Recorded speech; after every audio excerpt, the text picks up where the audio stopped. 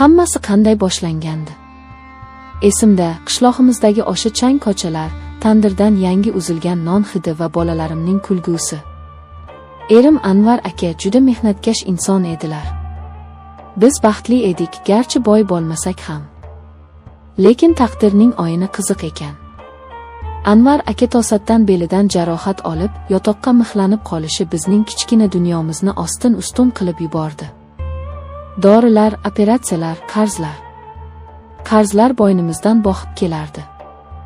Har kuni darvoza taqillab, qarzini so'rab keladiganlar ko'paydi. Bolalarimning ko'ziga qarashga uyalib qoldim. Men ketaman, Anvar aka dedim bir kuni kechqurun. Rossiyaga ketaman. Hamma ketyapti-ku. 1-2 yil ishlayman, qarzni uzamiz, uyni to'xirlaymiz, keyin qaytaman. Erimning ko'zlaridagi o'sha chorasizlik va og'riqni hech qachon unutmayman. Erkak kishi uchun ayolini mardikorlikka yuborishdan oxirroq dard bormikan? U indamadi, faqat yuzini devorga o'girib oldi. Yig'laganini bilardim. Toshkentdan poyezdga chiqqanimda yuragimning yarmi qolib ketgandek bo'ldi. 2 o'g'lim, jajji qizaloqim onamning bag'rida qoldi. Oyi, tez keling, biz sizni kutamiz, dedi katta o'g'lim. Men esa faqat bosh irg'adim, tomog'imga tiqilgan tosh gapirishga imkon bermasdi. Rossiya. Bu shahar meni sovuq quchoq ochib kutib oldi. Katta binolar, hamma joy beton, hamma joy kulrang. Odamlarning ko'zlari ham xuddi havosi kabi sovuq. Biz bir yerto'lada 15 nafar ayol turardik. Ishimiz oxir edi. Ertalabdan kechgacha idish yuvish, pol tozalash, qora ishlar. Hatto qo'llarim yorilib ham ketdi. Lekin har oy uyga pul jo'natganimda, telefon ekranida bolalarimning rasmini ko'rganimda, hamma charchoqlarim chiqib ketardi. Yana oz qoldi, chida Zulxumor, derdim o'zimga o'zim. O'sha mash'um kun. O'sha la'nati kun. Kuzning oxirlari edi. Kunlar qisqarib, erta qorong'u tushardi. Men ishlaydigan oshxona shahar chekkasida joylashgan edi. Odatda boshqa ayollar bilan qaytardim, lekin o'sha kuni xo'jayin meni olib qoldi. Banket bor, ko'proq idish yuvish kerak, pulini qo'shib beraman, dedi. Pul kerak edi. Rozi bo'ldim. Soat tunga yaqinlashganda ishim tugadi. Tashqariga chiqdim. Yomg'ir aralash qor yog'ardi. Ko'cha chiroqlari xira yonib turar, atrofda hech kim yo'qdek edi. Avtobus bekatiga yetib olish uchun tashlandiq garajlar orasidan o'tish kerak edi. Bu yo'ldan 100 marta yurganman, qo'rqmasdim. Lekin shu kuni yuragim boshqacha urardi. Xuddi qora bulut boshimda aylanayotgandek. Garajlar orasiga kirganimda orqamdan oyoq tovushlarini eshitdim. Burilib qaradim. Hech kim ko'rinmadi. Vahima qilyapsan, dedim o'zimga. Tezroq yurishga harakat qildim. Lekin qadam tovushlari ko'paydi. Bitta emas, bir nechta. Yuragim ko'kragimni yorib chiqqudek ura boshladi. To'satdan oldimdan 2 kishi chiqdi. Orqamga qaytmoqchi bo'ldim, u yerda ham yo'limni to'sishdi. Ular ko'p edi. Juda ko'p. Chamasi 9 ta edilar. 9 ta och bori. Ularning yuzlarini ko'ra olmadim. Qo'yib yuboringlar, pulimni olinglar, tegmanglar, deb qichqirdim. Ovozimdagi titroq o'zimga ham eshitildi. Ulardan biri, eng baland bo'ylisi, xoxolab kuldi. Bu kulgi insonning kulgisiga o'xshamasdi, bu jahannamdan chiqqan iblisning nolasiga o'xshardi. Bizga puling kerak emas, krasavitsa, dedi u. Shu on dunyo ko'z o'ngimda qoraydi. Qochmoqchi bo'ldim, lekin oyoqlarim menga bo'ysunmadi. Ular meni orab olishdi. 9 kishi. Bir ojiza ayolga qarshi 9 nafar erkak. Bu qanday pastkashlik? Bu qanday vahshiylik? Men qarshilik ko'rsatdim, tishladim, tepdim, yig'ladim, yalinib yolvordim. Bolalarim bor, onangiz yo'qmi sizlarni, deb baqirdim. Lekin ularning quloqi kar, ko'zlari ko'r edi. Ular insoniylikni yo'qotgan yirtqichlar edi. Osmonga qaradim, qora bulutlar oyni to'sib qo'ygan edi. Xuddi Xudo ham mendan yuz o'girgandek tuyuldi o'shanda. Keyin esa faqat zulmat. Og'riq. Cheksiz, tubsiz og'riq. Tanamdagi og'riqdan ko'ra ruhimdagi, nomusimdagi og'riq 1000 barobar kuchliroq edi. Men o'sha sovuq yerda, loy va qor aralash tuproqda yotib olimimni so'radim. Ular navbatma-navbat. 9 kishi. Mening ayollik sha'nimni, insonlik g'ururimni, butun hayotimni toptashdi. Ular nafaqat tanamni, balki qalbimni ham oldirishdi o'sha kecha. Qancha vaqt o'tganini bilmayman. Ular ketishdi. Meni xuddi keraksiz buyumdek tashlab ketishdi. Qorong'ulikda yolg'iz qoldim. Yomg'ir yuzimga yog'ardi, xuddi osmon mening holimga yig'layotgandek tuyulardi. O'rnimdan turishga kuchim yo'q edi. Lekin qayerdandir xayolimda bolalarimning ovozi eshitilgandek bo'ldi. Sudralib o'rnimdan turdim. Kiyimlarim yirtilgan, butun vujudim momataloq.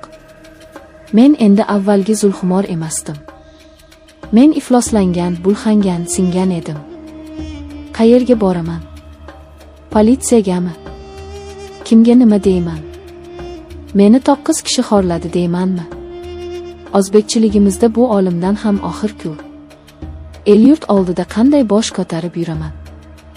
Erimning, aka-ukalarimning yuziga qanday qarayman? Buzuq degan tamxa peshonamga bosiladimi endi? Bu savollar miyamda charx urardi. Yashaydigan joyimga qanday yetib borganimni eslolmayman. Xonadoshlarim uxlab yotishardi. Vannaga kirdim. Suvni ochib soatlab yuvindim. Terimni shilib tashlagudek ishqaladim. Tanamdagi loyni yuvib tashladim. Lekin ichimdagi kirni, o'sha iflos qonlarning izini yuvib tashlay olmasdim. Kozgudagi aksimga qaradim. U yerda tirik murda turardi. Tong otguncha yig'lab chiqdim. Ovoz chiqarib yig'lashga haqqim yo'q edi, boshqalar uyg'onib qolishi mumkin. Ichimga yutgan ko'z yoshlarim zaharga aylanib, butun vujudimni zaharlayotgandek edi. Ertasiga ishga chiqmadim. Undan keyingi kun ham. Xonadoshlarim kasal bo'lib qoldi deb o'ylashdi. Men esa rostdan ham kasal edim, faqat mening kasalimni hech qanday dori davolay olmasdi. 3 kundan keyin onam telefon qildi. Ekranda onajonim degan yozuvni ko'rib qo'lim qaltirab ketdi. Qizim, tuzukmisan? Ovozing g'alati chiqyapti, tinchlikmi? Dedi onam xavotir bilan. Tinchlik, oyi. Shunchaki shamollab qoldim, dedim zo'rg'a. Ovozim o'zimniki emasdi. O'zingda ehtiyot qil, bolam. Bu yerda hamma seni sog'ingan. Anvaring ham kunda seni so'raydi. Anvaring. Bu so'z yuragimga pichoqdek sanchildi. Mening bechora kasalmand erim. U meni pokiza ayolim deb kutib o'tiribdi. Men unga nima olib boraman? Singan g'ururimni va toptalgan nomusim nima? Kunlar o'tyapti. Men hamon shu sovuq shahardaman. Ishga qaytdim, chunki boshqa ilojim yo'q. Pul kerak. Qarzlarni uzish kerak.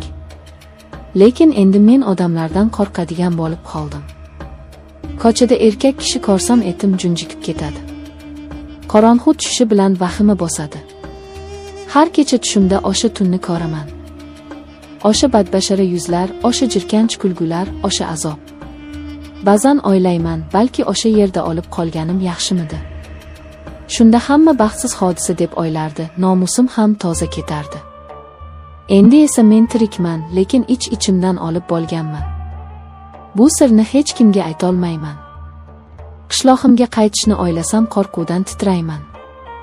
Erimning ko'ziga qanday qarayman? Agar bilsa nima bo'ladi? Balki meni kechirar. Yo'q, erkak kishi buni ko'tara olmaydi. U o'zini aybdor his qiladi, eziladi yoki mendan jirkanadi. Buni ko'tara olmayman. O'tgan kuni shifokorga bordim, tekshiruvdan o'tish uchun emas, shunchaki tanamdagi jarohatlarni ko'rsatgani. U menga shubha bilan qaradi, lekin indamadi. Menga rahm qilishlarini xohlamayman. Men faqat unutishni xohlayman. Xotiramni o'chirib tashlashni xohlayman. Hozir deraza oldida o'tiribman. Tashqarida qor yog'yapti. Oppoq, beg'ubor qor. U hamma narsani yopib ketyapti. Qaniydi mening dardimni ham shunday yopib ketsa. Men Zulxumor. Bir vaqtlar baxtli ayol, quvnoq ona edim. Hozir esa kimligimni bilmayman. Men taqdirning charxpalagida ezilgan, musofir yurtda xazon bo'lgan bir gulman. Faqat bitta narsa meni ushlab turibdi. Bolalarim. Ular uchun yashashim kerak. Ular uchun bu azobni, bu sharmandalikni ichimga yutib, tishimni tishimga qo'yib ishlashim kerak. Toki ular hech qachon muhtoj bo'lmasin, toki ular hech qachon men ko'rgan kunlarni ko'rmasin. Lekin Xudodan so'rayman. Ey buyuk zot, bu dunyoda adolat bormi? Meni xorlagan o'sha 9 kishi hozir issiq uylarida, balki oz oilalari bahrida kulib o'tirgandir. Ularning vijdoni qiynamaydimi? Yoki bu dunyoda kuchlilar va vahshiylar uchun qonun yo'qmi? Javob yo'q. Faqat shamol uvillaydi. Va men yana o'sha sovuq to'shakka yotib tong otishini kutaman. Tunsiz, zulmatsiz tongni orzu qilib.